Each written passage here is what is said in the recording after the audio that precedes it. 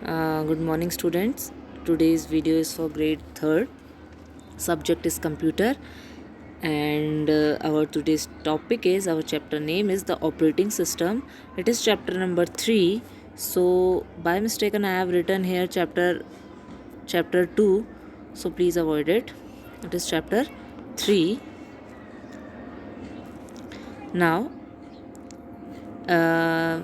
this is part A of chapter 3. I have divided this chapter into parts so you can understand it properly. So we'll start the chapter and the operating system. Operating system क्या होता है? देखो, सबसे पहले operating system जानने के लिए हमें, देखो, आई विल टेल यू ना सिंपल लैंग्वेज. मैं एक सिंपल लैंग्वेज में आपको समझाने की कोशिश करूँगी. हम फ़ोन यूज़ करते हैं, सबको पता है कि हम फ़ोन यूज़ करते हैं. अब फ़ोन यूज़ करने के लिए हमें सबसे पहले क्या चाहिए होता है? आपने मार्केट से एक फ़ोन तो ले आए, अब वो चलेगा कैसे? We need to use SIM card. बिना सिम कार्ड के फ़ोन नहीं चल सकता है, फिर चाहे वो कोई भी कंपनी का सिम कार्ड हो, लेकिन सिम कार्ड होना ज़रूरी, इट इज़ नेसेसरी. सो जैसे हमारे फ़ोन को चलाने के लिए सिम का यूज़ किया जाता है, without SIM phone is nothing, तो वैसे ही ऑपरेटिंग सिस्टम होता है कंप्यूटर के लिए. Computer is like a phone and operating system is like a SIM. I have given here example of phone and SIM because आजकल हम लोग सबसे ज़्यादा क्लोज फ़ोन और फ़ोन से ही है. Phone, we are much familiar with phone, so I am giving you that example. So introduction is here. An operating system is the most important software that runs on a computer. अब operating system क्या है? एक software है. Operating system एक software है, एक programme है जो कि क्या करता है? चलता है कंप्यूटर पे. जैसे सिम चलता है वैसे ही ऑपरेटिंग सिस्टम कंप्यूटर पे चलता है. It is a set of program. ये क्या है? प्रोग्राम का सेट है. डैट मैनेजेस, जो कि मैनेज करता है द कंप्यूटर मेमोरी. मतलब ये क्या क्या करता है? कंप्यूटर की जो मेमोरी होती है, जो भी हम कंप्यूटर में चीज़ सेव करते हैं, आप पिक्चर पेंट करते हो, उसके बाद आप अपने नाम से उस फाइल को सेव कर देते हो, तो वो सारी काम कौन करता है? ऑपरेटिंग सिस्टम प्रोसेस करता है, मतलब डेटा को चलाता है computer. And all of it software and hardware. और जितने भी सॉफ्टवेयर पार्ट्स होते हैं जिनको हम टच नहीं कर सकते, those are software parts. And जिन चीज़ों को हम टच कर सकते हैं, दोज आर हार्डवेयर पार्ट्स. तो उन सभी चीज़ों को कौन मैनेज करके रखता है? Operating system. Without an operating system a computer is useless. अभी मैंने जैसे आपको बताया, जैसे as I told you before, कि जैसे बिना सिम कार्ड के हमारा phone nothing, it is nothing. We can not call, हम कॉल नहीं कर सकते हैं, हम उसमें कुछ भी नहीं कर सकते हैं. तो वैसे ही जो हमारा कंप्यूटर है, it is nothing without an operating system. वो भी ऑपरेटिंग सिस्टम के बिना कुछ नहीं, इट इज़ यूजलेस, उसका कोई काम नहीं है. It also allows us to communicate with the computer. अब जो ऑपरेटिंग सिस्टम होता है वो हमें कंप्यूटर के साथ कम्युनिकेट, मतलब काम करने में हेल्प करता है. जैसे आप बिना सिम के कंप्यूटर के साथ बिना सिम के हम फ़ोन के साथ कोई काम नहीं कर सकते हैं. Same as we can not communicate with computer without an operating system. It acts as a medium of communication between user and the computer. अब जो ऑपरेटिंग सिस्टम होता है, ये कम्युनिकेशन का काम करता है. मतलब ये इतना इजी हो जाता है, हम इसे मतलब इतने फेमिलियर हो जाते हैं. और ये एक मीडियम है, एक ज़रिया है ये हमारे और यूज़र, मतलब जो कंप्यूटर को यूज़ करता है. यूज़र कौन होता है?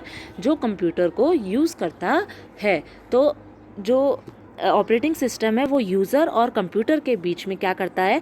हेल्प करता है कम्युनिकेट करने में, ताकि हम एक दूसरे के साथ आसानी से काम कर सके. So this is operating system. Operating system क्या होता है? Operating system is a software. वो एक सॉफ्टवेयर होता है. सॉफ्टवेयर मतलब एक प्रोग्राम होता है, ठीक है. अब जो वो प्रोग्राम होता है वो ही पूरे कंप्यूटर को चलाता है. अब जो ऑपरेटिंग सिस्टम होता है उसके बहुत सारे पार्ट्स होते हैं, मतलब वो बहुत सारे काम करता है. वो हमें हेल्प करता है कंप्यूटर के साथ कम्युनिकेट करने में. वो हेल्प करता है कंप्यूटर की मेमोरी, मतलब जो भी कंप्यूटर में हम चीज़ें सेव करते हैं उसको वो सुरक्षित रखता है. प्रोसेस करता है, मतलब उसमें काम करवाता है. और सारे सॉफ्टवेयर और हार्डवेयर पार्ट्स है उनको देखता है. सो ये होता है एक operating system. Now we'll see that there are types of operating system. We'll see here. There are two types of operating system. दो तरह के ऑपरेटिंग सिस्टम होते हैं, single user operating system and multi user operating system. As I am saying in this video, you can also repeat it after me because it will help your vocabulary, and it will also make your reading very good.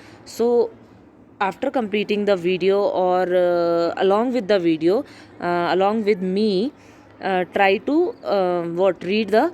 read the words, and try to pronounce the words which you are finding difficult, which you are finding difficult in reading.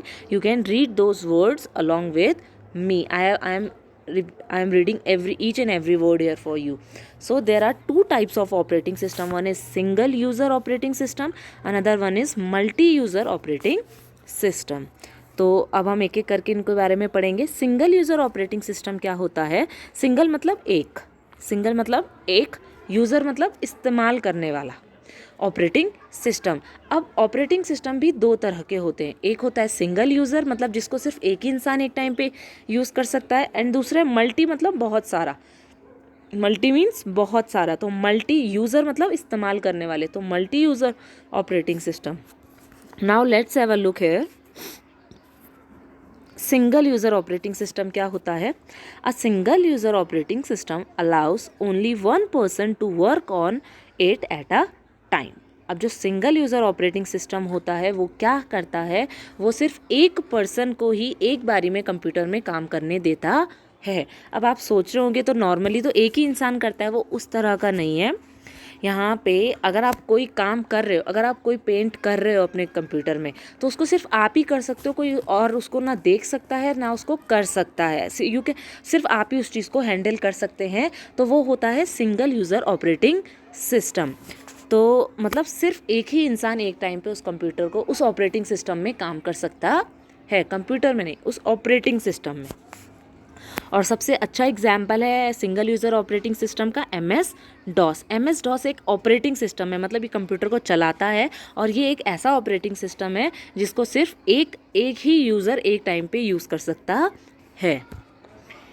Now second is our multi user operating system. A multi-user operating system allows many people to work on different computers that are connected to main computer through a network.